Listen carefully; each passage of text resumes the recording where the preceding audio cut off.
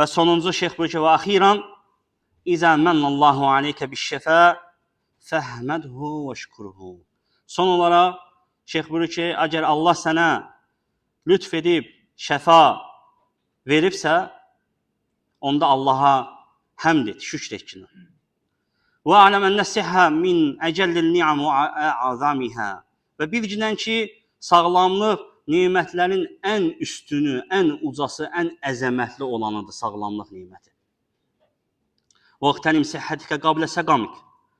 Və öz səhhətinin qədrin bil, xəstəlik gəlməmişdən öncə sağlamlığının qədrin bil.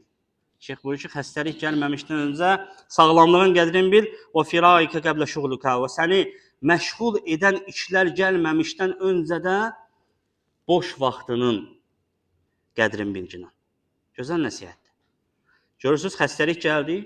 Xəstəlik gəlməmişdən əvvəl sağlam olanda qədrin bilmirdi, hansı ki, indi xəstəlik əlindən çıxdı.